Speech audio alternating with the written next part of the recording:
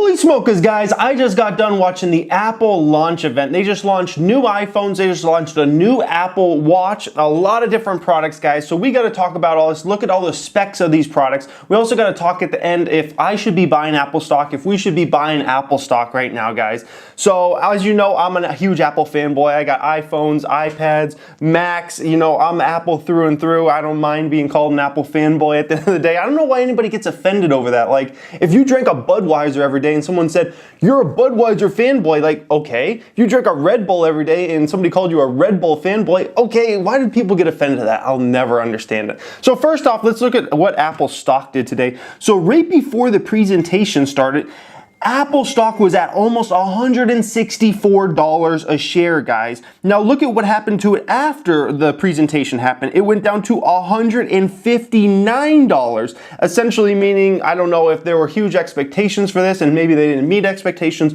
or maybe the traders were just playing around with it. A lot of people like to short-term trade big events like this, and you know, a bunch of people buy in and then they sell off. Who knows what happened there? But all I can tell you is I've seen more times than not, Apple will sell off on a trade event day. So their big event, they show off their new products.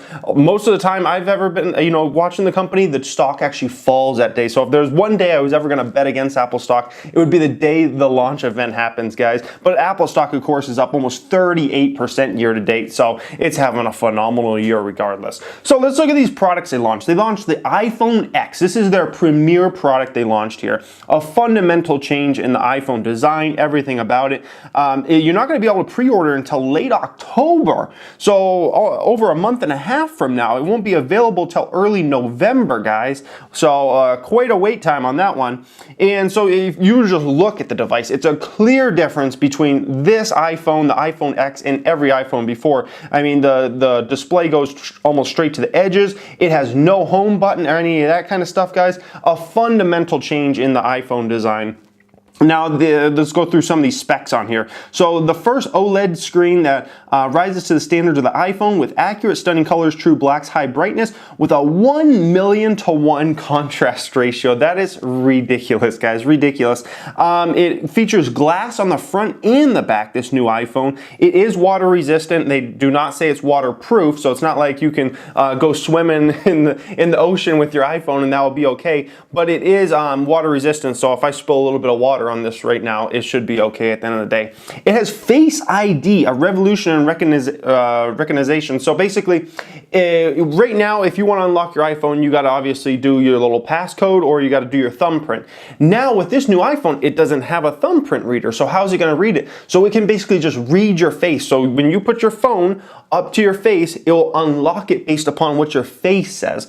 And this technology, or at least what Apple claims, is it was a 1 in 50,000 chance that someone, a random person, could get your, you know, touch your phone and it will unlock for them for the Touch ID. This facial recognition is about a 1 in a million, they claim. So much better odds there as far as someone unlocking it, but who's got such important stuff on their phone that at the end of the day you really got to worry about that so much. Give me a break. Dual OIS, so both rear cameras have optical image stabilization and fast lenses for outstanding photos and videos in low light. So that's a good thing. As we know, smartphones, the biggest weakness with smartphones is low light situations. That's always been the case for smartphones. And by the way, I'm amazed at how far smartphones have come. I mean, it seems like just yesterday smartphones took horrible pictures, like it was like potato quality. Like, oh my gosh, I remember, didn't the original iPhone have like a 2.3 megapixel camera on it or something insane, guys? So it's amazing to me how far smartphones have come over time. Some more things here. The wide angle and telephoto cameras on the iPhone X enable optical zoom as well as digital zoom of up to 10 times for photos, 6 times for videos. Absolutely amazing. Dual 12 megapixel cameras it has on it. It has a neural engine. This is crazy stuff, guys. Introducing an A11 Bionic, the most powerful and smartest chip ever in a smartphone, with a neural engine that's capable of 600 billion operations per second. Absolutely amazing stuff there.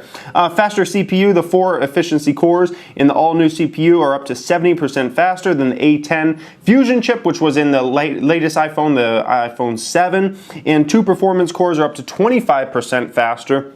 It has adaptive recognition, which we just talked about. Machine learning lets Face ID adapt to physical changes in your appearance over time, which is something that it really needs to, because we know in this day and age, people gain weight and lose weight like crazy. I mean, I've been working out lately. I've probably lost 10 pounds. My face has probably changed a little bit, not like super drastic, but my face has probably changed a little bit over the last couple months just because I've lost some weight. So when you make those changes and something happens, or you say you have makeup on versus not having makeup on, if you're a female or something, like if your phone doesn't have the ability to recognize those changes, that's a very bad thing. Otherwise, you're not going to be able to get in your phone, right? So that's good that it does have those capabilities.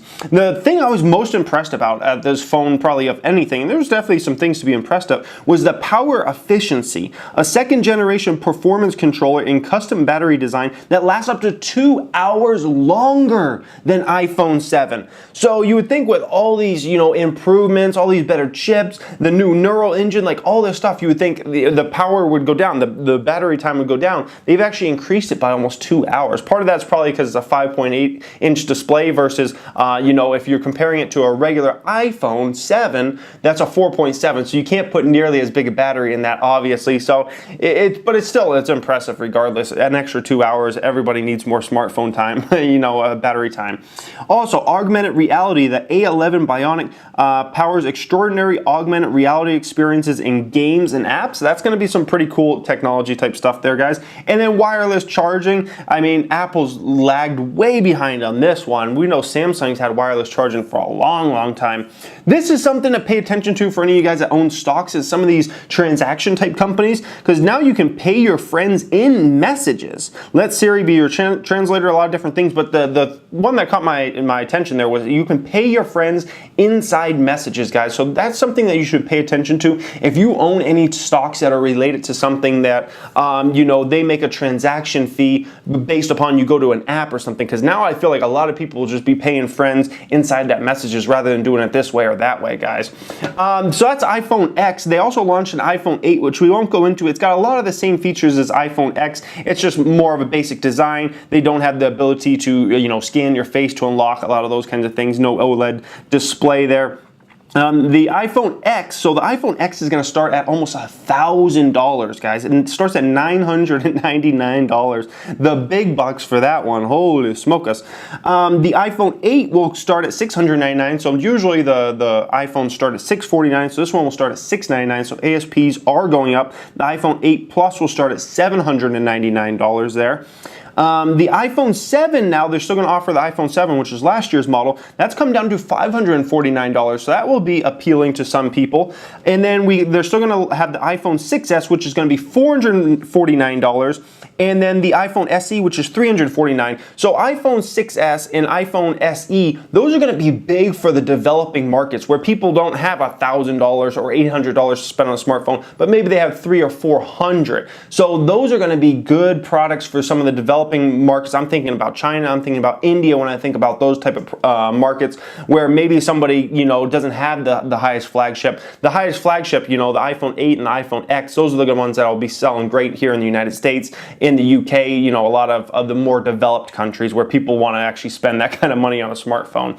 Apple Watch, so they launched a Series 3 Apple Watch. Now, this one you can order on the 15th, is going to be available on the 22nd.